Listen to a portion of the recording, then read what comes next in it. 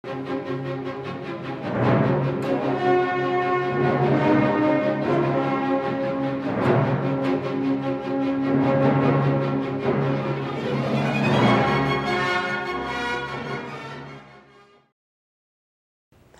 sorriso saudável é o cartão de visita de todas as pessoas. Mas será que para ter um sorriso saudável é preciso apenas escovar os dentes durante 3 vezes ao dia, usar o fio dental ou o enxaguante bucal? A nossa saúde bucal também é muito importante, mas como nós devemos ter uma saúde bucal?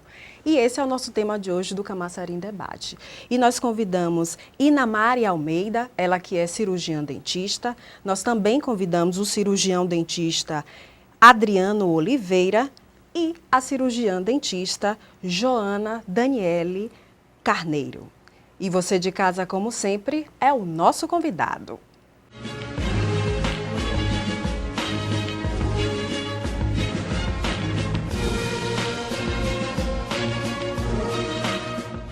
E eu já inicio o programa de hoje conversando com vocês sobre essa questão.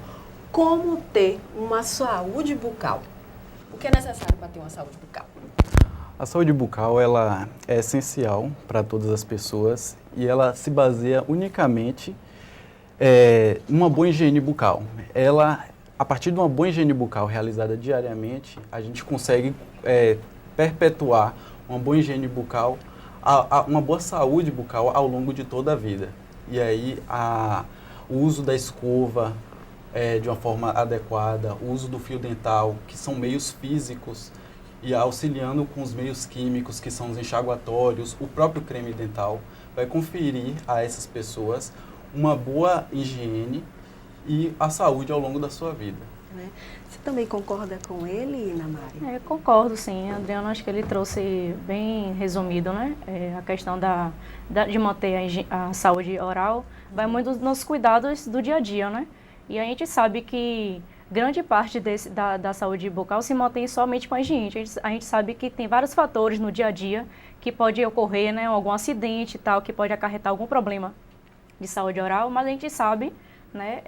Os estudos já mostram que a saúde oral, com a boa higiene, você consegue manter ela, né, sem precisar de tantas intervenções, né? Joana, nós temos dados do Conselho Regional de Odontologia que aponta que 20% da população brasileira não vai ao dentista, ou não tem acesso por falta de recursos financeiros, ou até mesmo pela cultura de não ir ao dentista. Por que tantas pessoas ainda hoje não vão ao dentista? Fazer uma prevenção. Antes de entrar nesse debate, né, eu queria trazer alguns dados, dizer assim que o Brasil é o país que possui o maior número de cirurgiões dentistas no mundo, né? Nós concentramos pouco mais de 200 mil cirurgiões dentistas. Só que atrelado a esse maior número, a gente também tem a maior diferença nacional, porque a maior quantidade desses dentistas, eles estão concentrados numa região específica, que é a região sudeste, mais especificamente em São Paulo, Minas e Rio de Janeiro. E se a gente for afunilar um pouco mais esses dados, a gente vai perceber que mesmo nas outras capitais, né, nos outros estados do país, esse quantitativo ele vai estar distribuído principalmente nas capitais e nas regiões metropolitanas dos outros estados. E o Sistema Único de Saúde, ele é responsável hoje por 30% do efetivo desses cirurgiões dentistas. Então, o nosso grande problema ainda persiste no acesso, né? A gente tem um quantitativo suficiente, mas ao mesmo tempo a gente não tem conseguido dar acesso para poder assistir essa população que é reprimida. E aí, nesse sentido, o ideal é que a gente invista, né, em políticas públicas a respeito, né, da saúde bucal, como tem sido feito, né, a partir de 2004, que foi o ano que lançaram a nossa política, né, a Política Nacional de Saúde Bucal, política essa também muito responsável pelo aumento desse efetivo de cirurgiões dentistas no país, mais especificamente no Sistema Único, né, que é onde está a população que precisa de maior assistência. Porque também outras pesquisas mostram que a maioria da população que acessa ou por meio de planos de saúde ou pelo desembolso direto, né, que seria o mercado odontológico, pagamento direto pelo serviço. Eu queria que vocês explicassem um pouquinho do projeto que vocês desenvolvem aqui no município de Camaçari, que facilita esse acesso à população que não tem condições de pagar um dentista numa clínica particular. Eu queria que vocês falassem um pouquinho desse. Na verdade, a gente conta hoje em Camaçari com a residência multiprofissional em saúde da família, né? E a residência também de medicina e comunidade, em que ela atrela muito a questão da formação desse profissional, né? Porque como a própria Joana trouxe, a questão da política de saúde bucal, o maior ingresso desses profissionais dentro do sistema único, e acho que a gente precisa realmente qualificar essa atenção, essa assistência, né? Que esses profissionais vêm prestando, até para a gente não trazer uma lógica privada ao campo público, porque a gente trabalha numa outra lógica, né? Hoje a gente faz parte, eu sou preceptora, a Joana é tutora desse programa, a Adriana é residente. Então a gente hoje trabalha nessas unidades fazendo assistência, né, uma assistência qualificada, sempre trazendo os princípios que o SUS nos oferece, né? E aí ampliando a mente desse profissional para que quando ele cai no mercado de trabalho ele venha mais preparado, né? E que ele venha também trazendo toda essa bagagem do Sistema Único para a sua assistência, né? E aí aumentando melhor a sua formação, né? Então, assim, hoje Camaçari ele conta com essa residência, estamos na região 4 de Camaçari, né, que compreende os postos do POC 3, Piaçaveira, Nova Aliança, POC Caique e o posto de Mangabas, que são unidades que contam com esse programa, né, e com esses profissionais, que não é só dentista, temos enfermeiros, educadores físicos, nutricionistas, médicos, né? É uma equipe multidisciplinar. É uma equipe multidisciplinar. Então, assim, a intenção é que a gente qualifique mesmo a atenção, né? Porque acho que o SUS precisa disso, de profissionais que agreguem mais conhecimento, né, que realmente fundamente o que o SUS vem trazendo, né, que são os princípios e diretrizes, que é isso que a gente precisa. E também até quebrar os preconceitos, né, das pessoas procurarem a rede SUS, já sabendo que tem um profissional qualificado, que dá um bom atendimento humanizado. Exatamente. E que consegue atender bem a população, né. Você mesmo, Adriano, que está lá participando como residente, você consegue perceber que a população mais carente talvez não procure um dentista porque tem esse impasse, essa frieza do dentista, ou porque não tem o acesso, mas sabendo que naquela unidade do seu bairro tem um dentista que pode lhe atender e ainda lhe ouvir. Talvez seja essa a barreira que você está vendo agora nessa residência, que está sendo quebrada? A gente observa muito essa questão até mesmo retomando o que Joana trouxe, a questão da lógica da formação. O cirurgião dentista hoje nas universidades, eles se formam muito para a lógica privada. E essa residência, ela traz realmente a perspectiva do profissional para atuar no sistema público e atender às demandas necessárias da população. A população brasileira, a gente vê que é muito carente de serviços odontológicos e de saúde em geral. E é justamente nessa perspectiva que a residência vem trazendo, botando os princípios e diretrizes do SUS para a gente atender a essa população carente e que muitas vezes se sentem reprimidas, até mesmo por uma odontologia ter uma lógica de ser um serviço caro, inacessível. Então a gente procura realmente mudar essa lógica e trazer uma questão humanizada e ver que é direito do cidadão, é direito do brasileiro ter a saúde integral, inclusive a odontológica. Joana, você que está participando desse projeto ativamente, coordenando, como é que você vê as pessoas procurando vocês lá nas unidades, né? A gente percebe que é um público mais carente. Sim, né? Porque o fato de a residência estar na região 4, ela também está atrelada a ser uma região de alta vulnerabilidade social aqui do município. Sim. Então, não é à toa que a gente, né, escolheu essa região para atuar. E aí, nesse sentido, a gente tem investido em atividades que tragam a comunidade para a gente, né? Sejam elas atividades coletivas, de educação e saúde, para que elas se vinculem ao serviço, né? Independente de a gente estar ali ou não, amanhã ou depois ou daqui a um ano, o que a gente quer é que a população ela se vincule ao serviço e tenha esse serviço como referência. E desmistifique, né, essa lógica de que o médico é inacessível, o dentista é inacessível, não. A gente está ali, está com a comunidade e está para a comunidade. Agora, voltando a falar um pouquinho da patologia, né, das doenças, que mais acomete a população brasileira por essa falta de bons tratamentos, essa falta de procurar o médico, o dentista. A gente sabe que é recomendado que se procure o dentista de 6 em 6 meses. Quais são as patologias mais frequentes dessa não prevenção? Bom, as patologias assim que ainda é muito frequente é a cárie dental, né? Que acho que a população mais conhece. É a cárie dental e também as doenças periodontais, que são as que englobam a gengivite e a periodontite, que a população às vezes conhece como piorreia, né? Então são as doenças que mais acometem a cavidade oral hoje e que as ações de prevenção estão mais focadas porque os índices epidemiológicos apontam que hoje mais temos são essas doenças.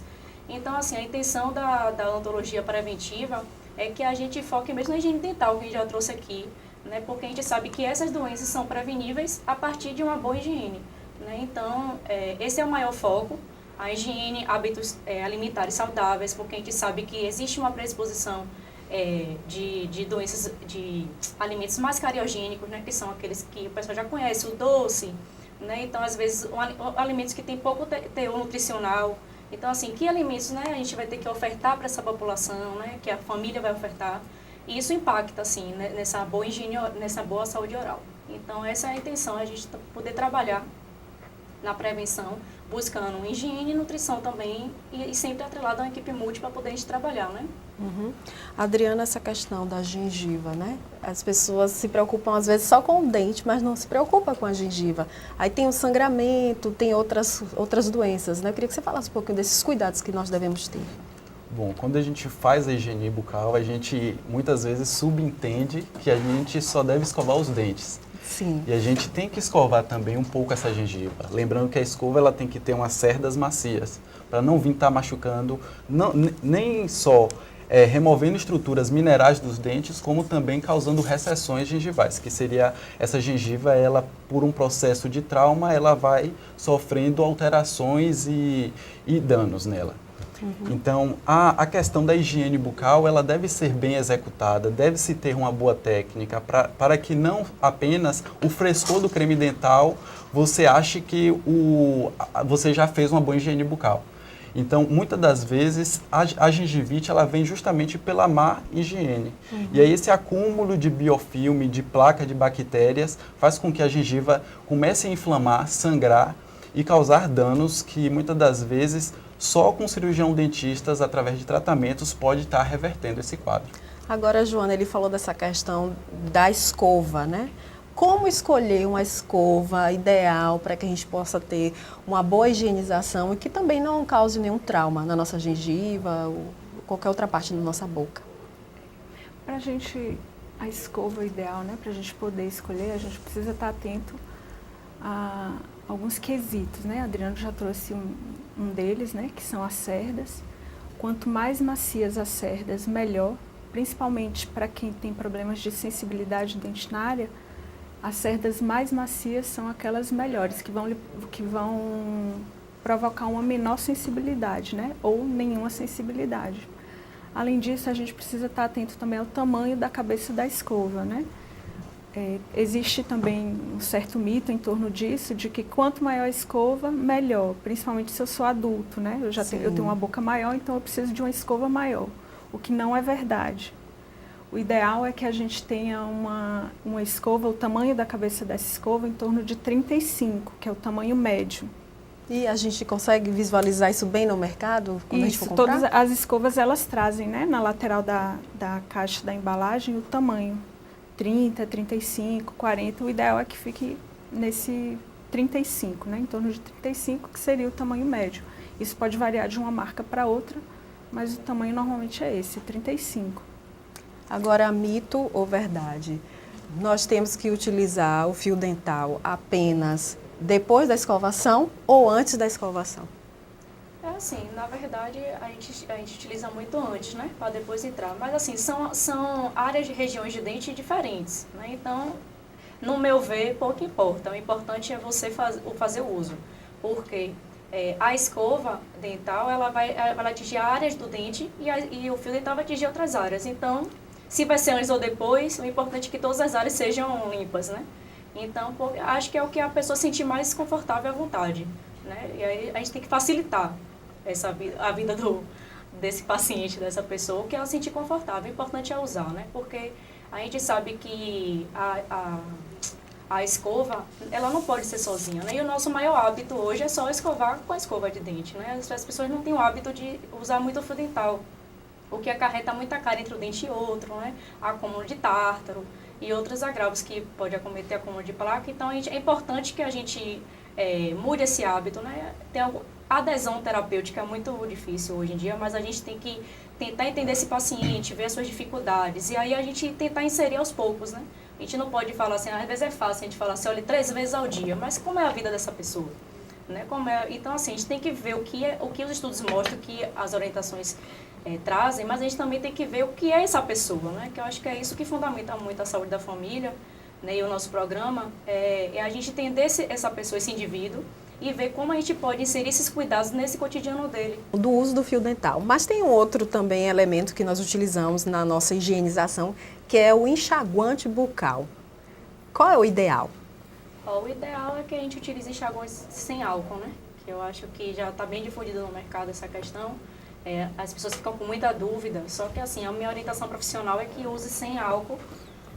E o enxaguante, a gente tem que sempre lembrar que ele é um coadjuvante na higiene oral, né? A gente não pode achar que porque a gente fez um bochecho, eu não preciso mais escovar com a escova, não preciso usar o fio dental, e não é bem assim. Ele é coadjuvante, ele vai trazer aquele refrescor, vai fazer a limpeza das mucosas, né?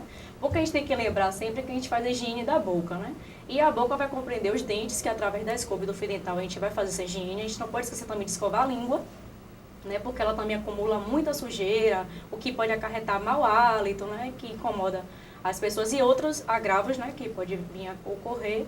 E o enxaguante, ele vem nesse sentido. Só que a gente também tem no mercado enxaguantes que eles são de uso medicamentoso, né, que é importante que as pessoas sempre façam uso com prescrição odontológica, porque eles trazem efeitos colaterais, né, como a clorexidina e tal, que são enxaguantes medicamentosos que o dentista traz em determinadas circunstâncias terapêuticas, e que as pessoas não podem fazer esse uso indiscriminado, né? E os demais enxaguantes sem álcool, né? E aí para poder só fazer aquele refrescor e limpar as mucosas.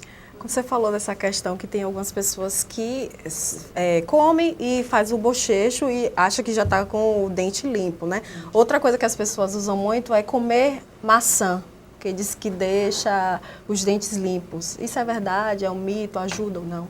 Sim, existem os alimentos que a gente chama de alimentos detergentes, que são alimentos que limpam a superfície dos dentes. Então, quando a gente lançar mão, está no trabalho, está na escola, e a gente não tem a possibilidade de estar vindo escovar os dentes, a gente sempre recomenda aos nossos pacientes que se utilize uma maçã, uma cenoura, pera, são alimentos que conseguem tirar boa parte da sujeira nesse hábito de mastigar, além de estimular a salivação. A salivação ela é muito importante nesse processo. Mas depois que a pessoa tiver a possibilidade de escovar os dentes, o correto é escovar o dente. Isso, o correto é escovar o dente. Joana, você falou no bloco anterior sobre essa questão da sensibilidade, do cuidado que as pessoas devem ter na hora de comprar determinados cremes dentais para poder fazer a escovação. A gente percebe muito que existe hoje uma indústria que fala muito de determinadas marcas, que até é recomendada por dentistas. A gente vê isso muito nos comerciais. Realmente existem esses cremes dentais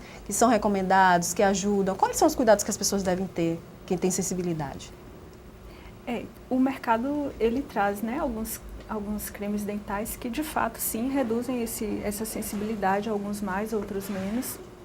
Mas, assim, essa escolha, ela fica muito a critério da genética pessoal de cada pessoa, né? Uma determinada marca pode ser melhor para o meu problema, mas para outra pessoa é a outra marca. Então, isso tem que estar muito bem acordado entre o profissional e o usuário, né? O paciente. Agora, através da sensibilidade, pode estar também uma outra patologia escondida, através da sensibilidade que a pessoa sente? Sim. Essa sensibilidade, a depender do grau, né, do grau desse problema, a gente pode ter também problemas pulpares, né, na polpa do dente ou nervo do dente, como algumas pessoas conhecem. ela pode ser tão intensa a ponto de traumatizar esse dente nesse nível. Então, por isso que quando a gente identifica, é importante sempre buscar o dentista, porque é ele que vai conseguir estabelecer esse tratamento com o usuário. E Namari, a gente está falando muito dessa questão da prevenção. Eu queria que você falasse das grávidas, né? A gente ouve muito falar que grávidas não podem fazer o tratamento durante o período da gestação. Mas aquela mulher que quer engravidar, ela deve fazer um tratamento antes da gestação ou durante a gestação ela pode fazer determinado tratamento? Na verdade, a gestante ela tem que ter uma atenção especial em todos os níveis, né? E a odontológica não vai ser diferente. Essa mulher, ela pode sim fazer, né? Eu acho que a saúde bucal tem que ser qualquer período da vida, né? Independente se é gestante ou não. Mas se a mulher pensa em engravidar, está com aquela gravidez planejada, é importante sim fazer o cuidado da boca, né? Da saúde oral. E também, mas não descarta caso ela engravide, às vezes não foi planejado, que ela não vai cuidar da boca dela durante a gestação, né? Existem protocolos que a equipe odontológica pode traçar através do primeiro, segundo, terceiro trimestre, né? Existem limitações, mas também nada que impeça esse tratamento, né? O que a gente sabe é que essa gestante ela precisa sim dessa atenção odontológica, porque a gente sabe que as alterações hormonais que ocorrem durante a gestação, ela traz alguns aspectos da boca, né? A gengiva fica mais sangrante, né? Fica aquela gengiva um pouco inchadinha, demasiada, né? Então causa esse incômodo e outras questões que o dentista precisa ter uma atenção e acompanhar essa gestante e orientá-la, né? Então muitas gestantes às vezes quando sangra, e também que eu acho que é uma coisa que a gente tem que abordar bastante, que quando a gente escovou, sangrou, a gente tende a parar a escovação achando que não, eu vou machucar, e ao contrário. A gente tem que entender que a escovação, quando a gengiva ela sangra, ela está indicando que algo está errado e que a gente precisa intensificar a higiene naquele local. Na gestante, existem essas alterações hormonais e que qualquer sujeira, placa, vai ter essa gengiva muito reativa. Então, a gente precisa realmente ter essa atenção da gestante, não nessas questões somente da gengiva, mas também através da cárie e outras doenças que acometem a boca de qualquer pessoa e que na gestante pode estar presente, porque a gente sabe que quando esse bebê vir, essa mãe ela pode ser a principal transmissora. A cárie é uma doença infectocontagiosa, ela é transmitida, provocada por uma bactéria, né? Então ela vai ser transmitida de um indivíduo para o outro. Sim. E no caso das crianças, a gente já tem estudos que mostram que a mãe é a principal transmissora da bactéria para a criança. Então é importante sim que essa gestante faça um acompanhamento no pré-natal, que a gente chama hoje de pré-natal odontológico, que é esses cuidados que deve ter durante essa fase da vida da mulher, né, para que ela, além de perpetuar cuidados dela, que ela também perpetue o cuidado do filho que está por vir. Certo. A Adriana, ela falou dessa questão da gestante, mas a criança, a partir de que idade deve procurar o dentista? Com meses, com um ano? Porque muitas mães têm dúvidas. Sim, a higiene bucal tanto do bebê quanto da criança, ela deve ser feita sempre. Ou seja, a partir do momento que a mãe amamenta a criança, ela deve envolver, a gente costuma ensinar a mãe, envolver uma gaze ou uma fralda no dedo indicador, umedecer em água morna e limpar toda a mucosa desse bebê. A mesma coisa acontece quando se vai nascendo os primeiros dentinhos, e principalmente quando nasce o primeiro molar, que é o dente lá de trás. Então a gente já orienta a mãe a estar iniciando já com a escova mesmo. E deixar que a criança brinque com a escova para que ela adquira esse hábito de escovar os dentes. É muito importante que a criança, desde cedo, ela tenha essa familiaridade com a escova dental, para que ela venha estar fazendo a escovação. E também é muito importante a gente lembrar que não se deve deixar aquele mito de que dente de leite pode cariar, porque vem o permanente, porque os dentes eles são muito importantes. E a partir do momento que a gente deixa os dentes de leite ter proporções de cáries extensas, cáries de mamadeira, que é quando a mãe dá mamadeira para a criança, dorme, não higieniza, isso é muito deletério para a criança. Então é importantíssimo a gente ter o máximo de cuidado com esses dentes de leite, para que os dentes permanentes venham com mais saúde. Joana, no caso a criança, ela deve, a partir de que idade, começar a frequentar, como é o uso coloquial de 6 em 6 meses, o dentista? Então, como Ina e Adriano já trouxeram, a idade, ela começa antes de ter idade, na verdade, né? Que ela deve começar desde a barriga da mãe, através do pré-natal. Essas orientações a gente começa com os pais, né? Os responsáveis. E aí, a partir do momento que ela nasce, é interessante que naquela consulta de puerpério com a equipe de saúde, médica e enfermagem, ela também atrelada já vá para a equipe de saúde bucal, né? Para poder fazer também essa consulta de puerpério e aí passar as primeiras orientações, que elas estão, as mais importantes, né? É um pouco do que a Adriano já trouxe, que é essa higienização da cavidade após o aleitamento. Quais são os cuidados, né, que os pais devem ter quando a criança começa a perder os dentes de leite? Na verdade, assim, os cuidados, o ideal é que o dentista faça esse acompanhamento dessa esfoliação dentária que a gente chama, né, que é essa troca dentária. Mas, assim, os cuidados como o Adriano trouxe, né, não achar que o dente de leite pode cariar porque vai vir outro. Cada dente ele tem uma função na boca, ele tem uma importância. Né, ele está ali para guiar, para ser um guia, o dente de leite está lá para ser um guia. Só que a gente sabe que existem problemas ortodônticos, né, que são problemas ortodônticos. Os dentes podem nascer um pouco torto, apinhado, né? Então, assim, é importante que o dentista avalie para saber se esse problema é um problema esquelético, se é um problema só dentário, né? E isso pode ser prevenido por várias coisas, né? Quais são, o que a gente mais coloca? A questão que a criança em desenvolvimento, ela tá desenvolvendo a musculatura, a face, então a amamentação, ela é muito importante nessa matriz funcional, né? Então ela vai favorecer que a musculatura da criança ela fique em melhor desenvolvimento. Tem a questão também de quando a criança começar a inserir as alimentações, que dê um pouco de alimentos fibrosos, de modo que ela mastigue, que ela fortaleça a musculatura e venha desenvolver o osso, né? Todo o processo, né, que ocorre na boca.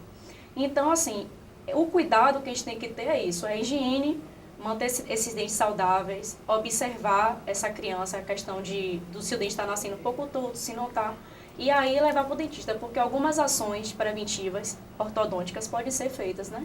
O odontopediatra ou até o dentista de família, ele já pode detectar alguma anomalia inicial e aí já orientar os pais a procurar um especialista ou algo do tipo. E Namari falou muito dessa questão da ortodontia, né? Que é o uso do aparelho ortodôntico. E a gente, não sei se vocês, como profissionais da área, têm essa mesma sensação, que hoje em dia usar o aparelho ortodôntico virou moda. Eu queria que vocês falassem um pouquinho sobre essa questão dos aparelhos ortodônticos. Eu acho que o virar moda é um pouco complicado a gente abordar isso, mas assim, o virar moda, de certa forma, ele diz, né, ele traduz que o tratamento ele ficou mais acessível. E isso é muito bom, Sim. Porque significa que, de alguma maneira, a gente está proporcionando mais saúde para aquela população, né? Através de uma especialidade que ela historicamente não é tão barata. Mas aí, se eu conseguir dar mais acessibilidade para essa população, isso é muito bom. O que a gente precisa estar atento é assim, que especialista é esse que eu estou procurando, né? Ele, de fato, ele está registrado no seu conselho de classe, ele tem mesmo aquela especialidade, o consultório ele é legal, é isso que o cliente, né, o usuário, ele precisa estar atento. Mas eu acho que o estar na moda, ele traduz um pouco esses cuidados que as pessoas devem ter. Né? Ele mostra que o tratamento está mais acessível, que de certa forma é muito bom. Vocês concordam? Outra questão que a gente observa muito nessa questão da moda é justamente a gente é bombardeado de imagens nas redes sociais de jovens que colocam em casa mesmo as borrachinhas, os aparelhos, isso pela questão da moda realmente. Então, são muitas das vezes pacientes que não necessitam de aparelhos, que não têm um acompanhamento de um profissional adequado e que causa sérios danos muitas vezes até irreversíveis, de perda dental, perda óssea. Então, é muito importante que a questão odontológica ela seja bem fiscalizada também, para que as pessoas elas façam uso do aparelho ortodôntico de uma forma adequada. A gente sabe que muitas pessoas realmente têm necessidade de usar o aparelho, mas que isso seja feito de uma forma consciente. dos aparelhos ortodônticos. O Adriano falou muito dessa questão que nós devemos sim procurar um profissional. Claro que se a pessoa faz um acompanhamento de 6 em 6 meses, ela sabe se realmente ela vai precisar usar um aparelho ortodôntico. Mas assim, como ele falou dessa questão do modismo que a gente percebe nas redes sociais, que principalmente adolescentes, têm acesso a comprar essas borrachinhas e colam no dente. Qual é o perigo de uma pessoa usar isso sem nenhuma indicação do dentista? Qual é o perigo? O que pode acontecer com o dente dessa pessoa? É isso, ela pode vir a perder, né, esse dente, que eu acho que é o mais grave que pode acontecer, além de deformar assim, o alvéolo, o osso e tal. Na verdade, o que a gente precisa se preocupar é que esse modismo está trazendo essas consequências porque ele começa com muita inflamação, né? Esses adolescentes, além de colar o aparelho em casa, né? Eles botam fio de telefone, que é colorido. Eu já vi pacientes com fio de vassoura, que é colorido também, porque acha que a borrachinha é coisa colorida. E assim, todos esses fios, eles exercem uma força, né, sobre a unidade dentária. E isso vai acarretar movimentos excessivos que, com o dentista, a gente faz essas movimentações, mas a gente faz essas movimentações induzidas e controladas, né? Sim. Que é o ideal, porque tudo tem... A mecânica ortodôntica, ela vem no sentido de proporcionar essa movimentação dentária, mas de modo controlado. E o dentista, ele tem essa função de observar os limites. E os fios ortodônticos, eles fazem esse movimento, né? Auxilia nessa movimentação. Eles têm, a gente conhece, são materiais que a gente tem mais ou menos o controle, sabe o quanto ele vai evoluir, os elásticos, enfim.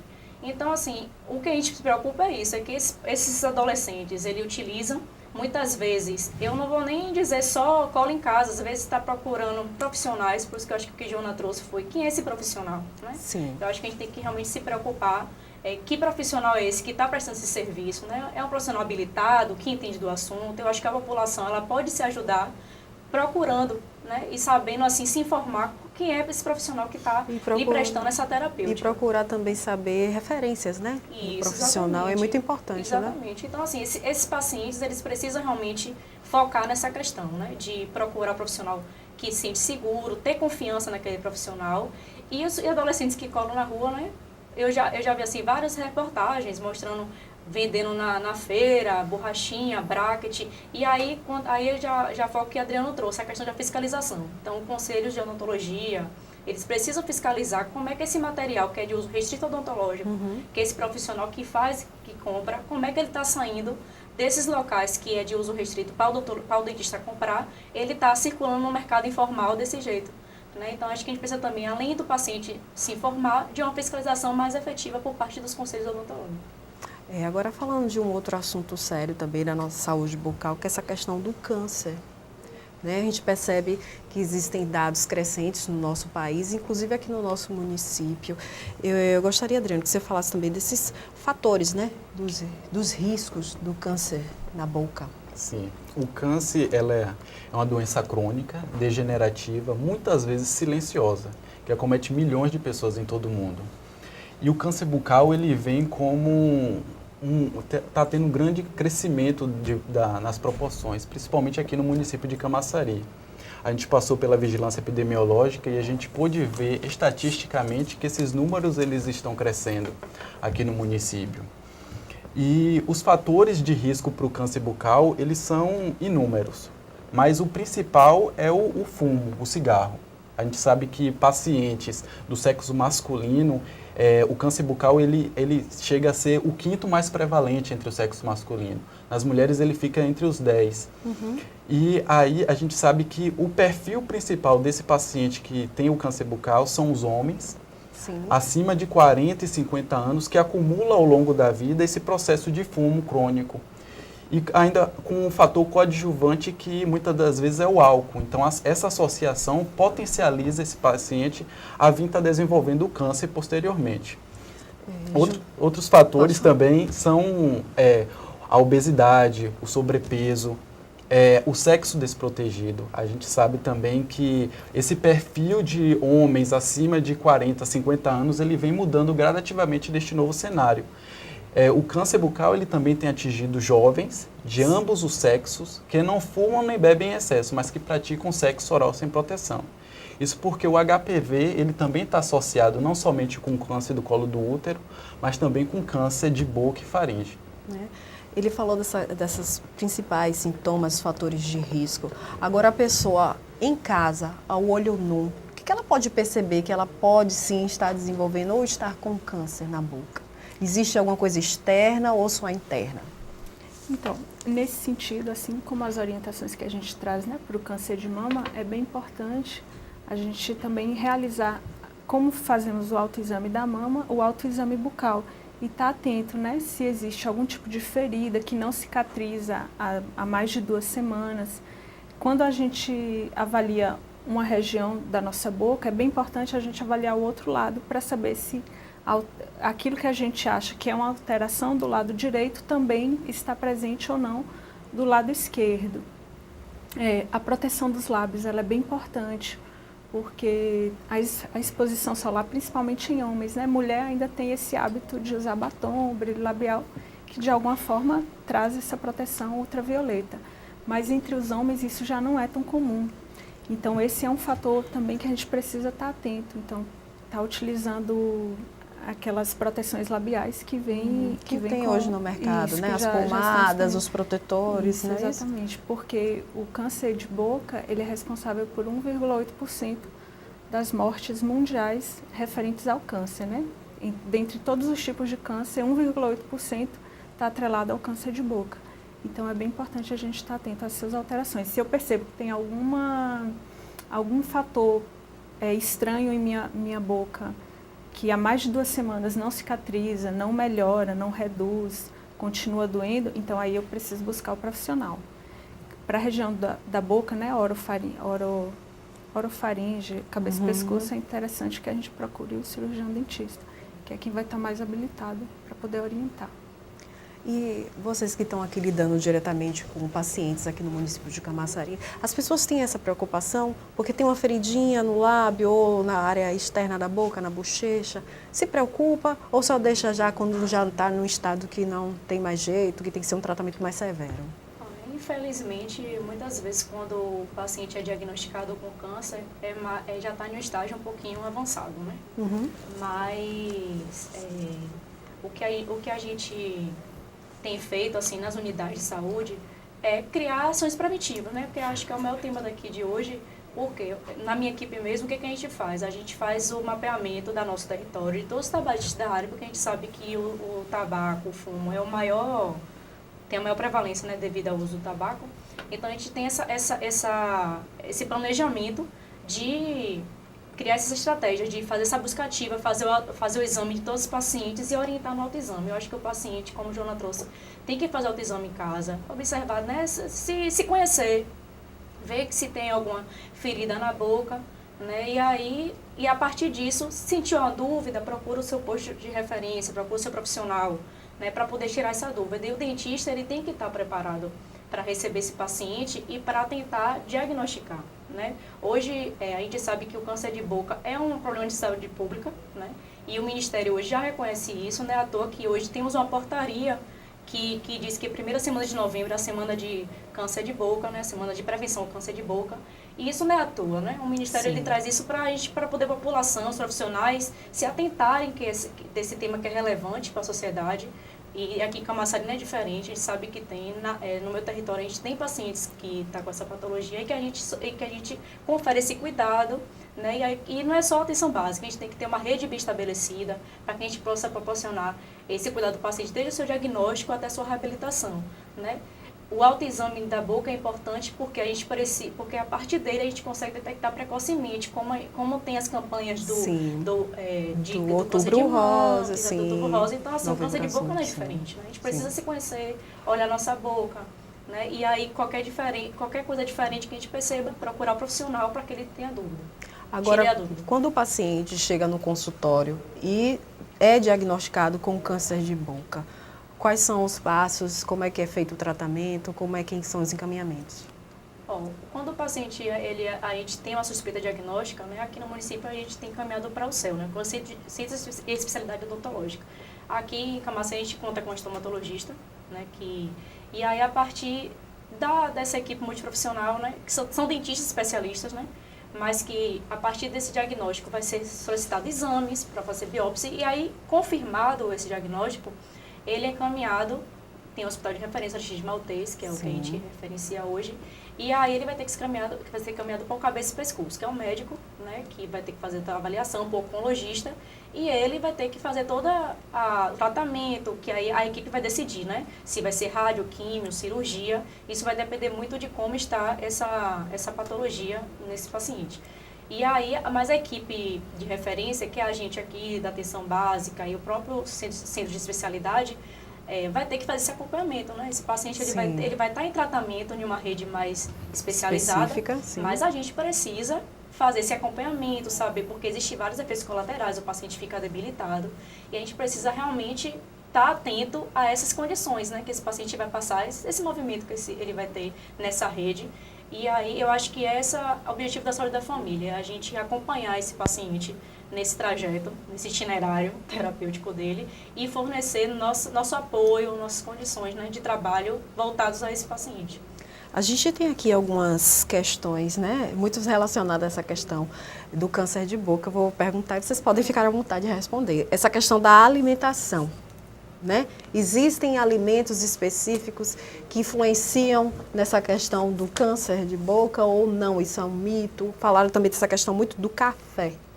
Tenho certeza que os estudos mostram, não que isso seja uma alimentação, mas assim, tem o tabaco, que é mais um hábito. Esse sim é comprovado, comprovadamente, cientificamente comprovado.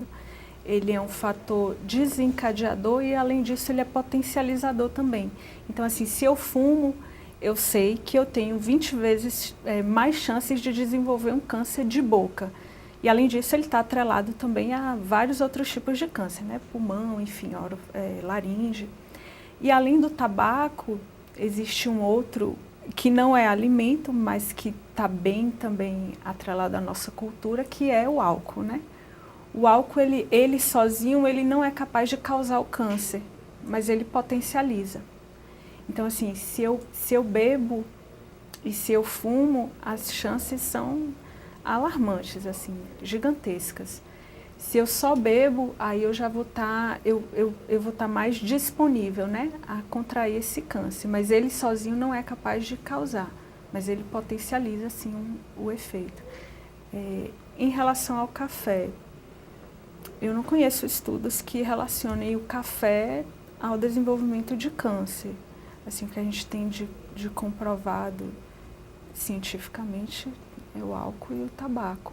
Mas o que a gente também pode complementar é que, assim, se eu tenho fatores, né, predisponentes, genéticos, alimentares, ambientais, e atrelado a isso eu também não tenho uma boa higiene oral, eu sei que isso também pode potencializar. Eu faço parte do grupo de risco, no caso. Também. E você, Adriana? A questão da alimentação, ela é muito importante. A gente sabe que o Brasil ele sofre com um processo de mudança demográfica em que a população está envelhecendo, está tendo mais expectativa de vida, mas a qualidade de vida dessas pessoas elas não está sendo acompanhada juntamente. Uhum. E aí a gente observa também que, além dessa mudança demográfica, a gente observa uma mudança na alimentação. O brasileiro ele passou a ter acesso a mais alimentos, só que alimentos que não têm um aporte nutricional adequado. E isso faz com que essa falta de nutrientes adequado faz com que o nosso organismo não funcione de uma forma adequada também. Então, o uso de frutas, verduras, o maior número de alimentos que tem um aporte nutricional maior vai conferir um fator de proteção não só para o câncer, mas para o bem-estar geral do organismo. Infelizmente, nós estamos com o horário apertado. Eu quero agradecer a presença dos três e eu gostaria de deixar 1 minuto de considerações finais para cada um, para falar dessa questão da prevenção, da saúde bucal. Você, por favor. Eu queria agradecer pelo convite, né? Eu acho que a TV Câmara vem desenvolvendo um trabalho interessante, né? De modo a proporcionar mais informação à população. Né? E assim, eu acho que o que a gente tem que se atentar muito da prevenção é isso tudo que a gente falou hoje, né? A questão da higiene oral, né? A questão, né, do autoexame, a gente sempre se conhecer, eu acho que a gente tem que se conhecer, tem que entender do nosso corpo, como ele está.